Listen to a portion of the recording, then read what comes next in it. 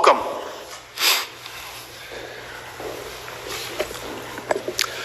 Thank you.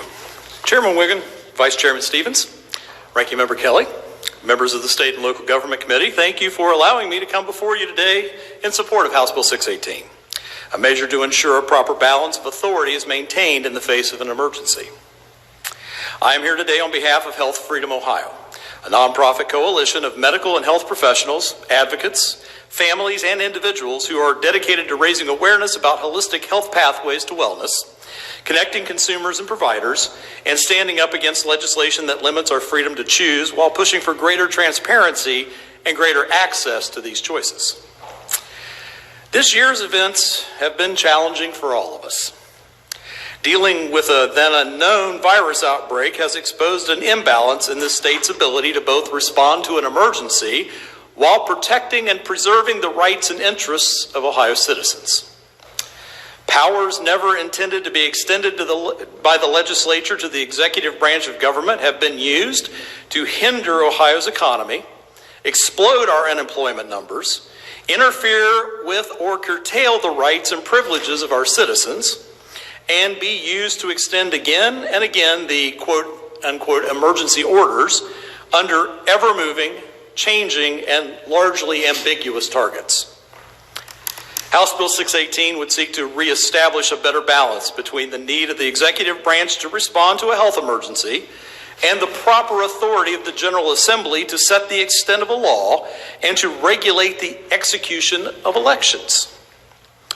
Under the bill, any emergency orders issued by the governor or by the Ohio Department of Health under ORC 3701.13 seems to be our favorite topic of discussion this evening, to prevent the spread of contagious or infectious disease would be considered to be advisory only unless and until being approved by the General Assembly.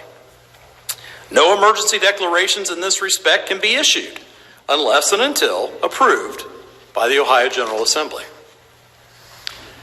During the spring of this year, the administration and the Department of Health had sufficient time and preparation to be able to approach the Assembly to discuss the need for taking steps to reduce the impact of the COVID-19 outbreak in our state. It is my understanding that these conversations did not occur. Sadly, they chose instead to read into the statute extraordinary powers to shut down legitimate businesses, which are all essential in one way or another to our economic health and our citizens' ability to conduct commerce and provide for personal, family, and community needs, to limit the freedom of our citizens to associate with one another in gatherings, and as we found out today, curfew us from 10 p.m. to 5 a.m., and prevent citizens from being able to access certain medical care and to be in the presence of or comfort loved ones in long-term care facilities or hospital situations.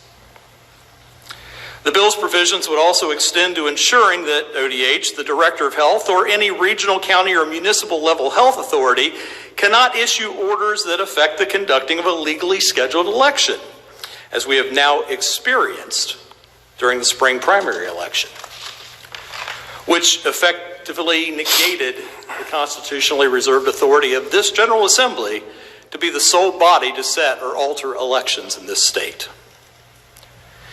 Changes to the existing statute ORC 3701.13 are necessary to make sure that the powers to isolate and quarantine during a health emergency are exercised solely upon those who have actually contracted the contagious or infectious disease, and not the entire population of an entire region or county, and can certainly not be used to postpone, delay, or cancel an election.